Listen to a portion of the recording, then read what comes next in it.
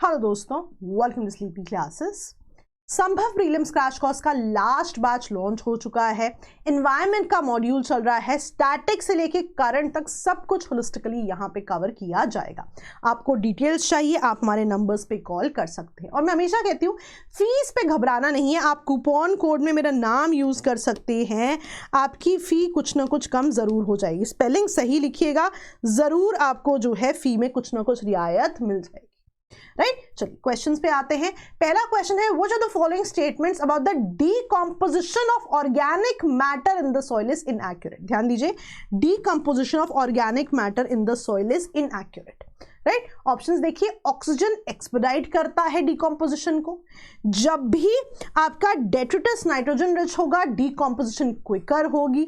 Soil का pH भी influence करेगा डीकंपोजिशन प्रोसेस को। और आखिरी, लोअर टेम्परेचर एक्सेलरेट करेगा डीकंपोजिशन को। तो फैक्चुअल डेटा है, आपको याद होना चाहिए, है ना। ये चीजें पेपर में आती हैं, प्रीलिम्स में आती हैं। तो मैं आपको बता दूं, करेक्ट ऑप्शन यहां पे क्या है, डी, कि लोअर टेम्परेचर एक्सेलरेट तो नहीं करता है। जैसे मैं आपको बताती हूँ, ऑक्सीजन की जब हम बात कर रहे हैं तो ऑक्सीजन जो है यूजुअली मेजॉरिटी ऑर्गेनिजम्स में आप देखेंगे रेस्पिरेशन के लिए और रिप्रोडक्शन के लिए बहुत ही इंपॉर्टेंट होता है। इसलिए ऑक्सीजन जितना ज्यादा होगा उतना ही डीकंपोजिशन एक्सपेडाइट होता हुआ नजर आता है।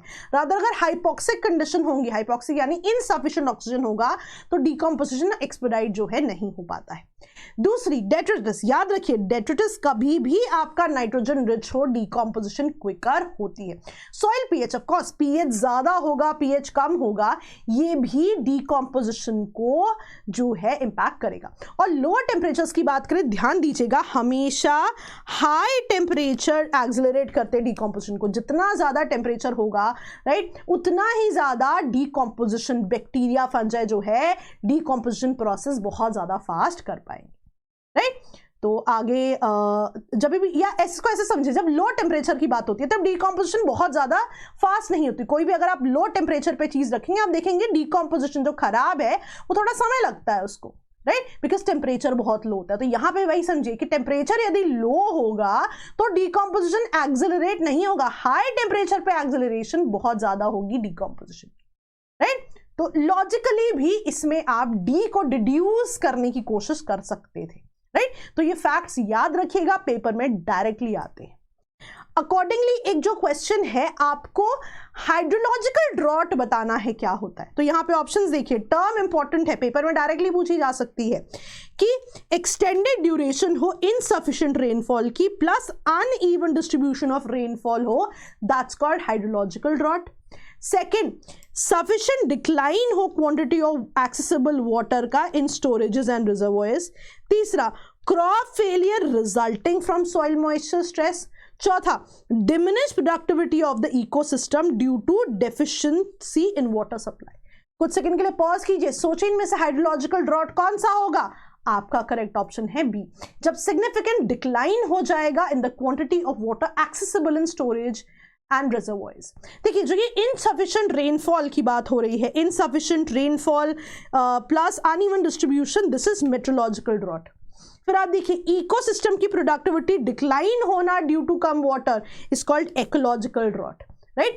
Crop failure, right, due to less water is called agricultural drought. और मैं आपको बता दूं दोस्तों, मेंस में कभी ड्रॉट पे क्वेश्चन आ जाए, टाइप्स ऑफ ड्रॉट्स पूछ लिया जाए, आप इसको जरूर लिखिए। ये छोटी छोटी चीजें हैं दोस्तों जो हम हर रोज सीखते हैं, जो हमें मेंस में भी काम आएंगी, राइट। नेक्स्ट क्वेश्चन पे आते हैं। Consider the features of agriculture, इनमें से viticulture, production of wine, orchid farming, specially citrus fruits, ये किस फार्मिंग को इंडिकेट करें, Mediterranean farming, mixed farming, plantation agriculture या शिफ्टिंग कल्टिवेशन। तो याद रखिएगा दोस्तों, इसका आंसर क्या है, मेडिटेरेनियन फार्मिंग। देखिए, जब भी ये ना कीवर्ड्स हैं, जब हम वर्ल्ड क्लाइमेट पढ़ाते हैं तो कुछ कीवर्ड्स बताते हैं। जब भी सिट्रस फ्रूट्स, विटिकल्चर, वाइन की बात हो ना, कीवर्ड है आपका मेडिटेरेनियन फार्मिंग, राइट। हमेशा इसको हम क्लास में पढ़ाते हैं। और मैं आपको बता दूं, यूट्यूब पे वर्ल्ड क्लाइमेट की हमारी एक बहुत ही डिटेल्ड सीरीज है, आप उसे जरूर देखें, बहुत ही डिटेल में। जो भी आपको क्लाइमेट टाइप पढ़ना है वो स्लीपी क्लासेस पे अवेलेबल है, आप उसको डिटेल में समझ सकते हैं। सारे कीवर्ड्स मैंने वहां पे पढ़ाए हैं, राइट। तो आप याद रखिएगा, citrus fruits, viticulture, wine, keyword किसका है, मेडिटेरेनियन फार्मिंग का, राइट। आगे आ जाते हैं अब यहां पे जी। तो परिश्रम जो हमारा टॉपिक वाइज टेस्ट जो हमने अभी लॉन्च किया है, उसके फीचर्स बहुत लोग हमसे पूछ रहे हैं कि टेस्ट कैसे होगा। तो यहाँ मैं आपको बता दूं, आप देख सकते हैं पॉलिटी गवर्नेंस में मल्टीपल टेस्ट है, हर टेस्ट में टॉपिक्स हैं आपके और डेट वाइज भी है। इसका एडवांटेज क्या है कि आपको डेट वाइज पता है कि किस दिन आपका क्या टेस्ट है, टॉपिक बाय टॉपिक आपका टेस्ट में सब दिया होगा, टेस्टिंग आपकी डिटेल्ड हो जाएगी।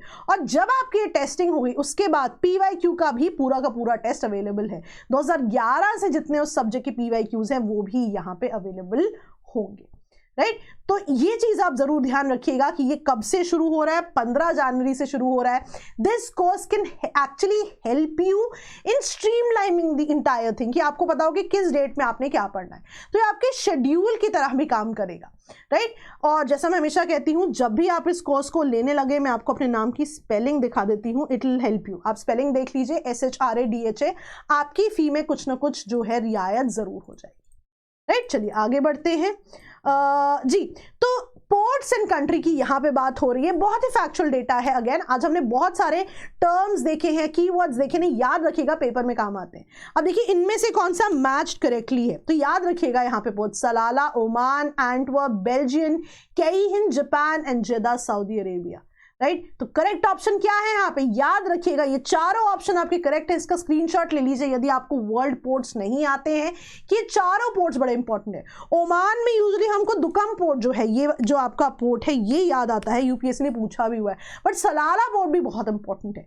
तो ये चारों इंपॉर्टेंट पोर्ट्स हैं, आप स्क्रीनशॉट ले लीजिए, जरूर आपको पेपर में काम आएंगे, राइट। फैक्चुअल डेटा भी दोस्तों क्वेश्चंस में काम आता है, जरूर उन पे फोकस करें, टर्म्स, फैक्चुअल डेटा, राइट। अब यहां पे एक क्वेश्चन आप देख सकते हैं, आखिरी question, with reference to antecedent rivers which of the following is true? They change their course according to landform, landform बदला, कोर्स बदल गया रिवर का। They maintain their original course and cut through the mountains. दूसरा, गोदावरी एक एंटीसेडेंट river है, और क्या सारे के सारे करेक्ट है? तो आपका करेक्ट ऑप्शन क्या है यहाँ पे एंटीसेडेंट रिवर के लिए? आपका करेक्ट ऑप्शन है यहाँ पे बी, कि वो अपना ओरिजिनल कोर्स देखते हैं। देखिए अब रिवर यहाँ पे है, चाहे लैंडफॉर्म यहाँ बाद में ऐड हो जाए, लेकिन रिवर अपना कोर्स नहीं बदल रही है। तो आप देखिए सेम कोर्स पे ही है। तो ये चीज as a term antecedent rivers become very very important. Indian geography में जब हम क्लासेस में पढ़ाते हैं तो हम और डिटेल में इसको पढ़ाते हैं, एग्जाम्पल्स भी पढ़ाते हैं। तो एक चीज जो आज आपका असाइनमेंट है यहाँ पे आप ध्यान दीजिएगा, आपने कुछ एंटीसेडेंट रिवर्स के नाम बताने हैं जो आपको ऑलरेडी आते और नहीं आते हैं। तो आपने कुछ एंटीसेडेंट रिवर्स के नाम जो है याद करने हैं। डायरेक्ट क्वेश्चन आ जाता है इंडियन ज्योग्राफी से, which of the following are antecedent rivers. तो जरूर मुझे कॉमेंट्स में बताएं कौन कौन सी एंटीसेडेंट रिवर्स के नाम आपको आते हैं, नहीं आते तो मैंने जैसे आपको बताया कुछ याद करके लिखिए, लेकिन जरूर लिखिए, राइट। तो I hope the lecture was useful. हर बार कोशिश करते हैं कभी कॉन्सेप्ट्स की बात करें, कभी फैक्चुअल डेटा की बात करें, पेपर में हर तरह के क्वेश्चन आते हैं, हमें हर तरह की प्रिपरेशन करनी। तो that's all from my and, all the best दोस्तों, बाय बाय।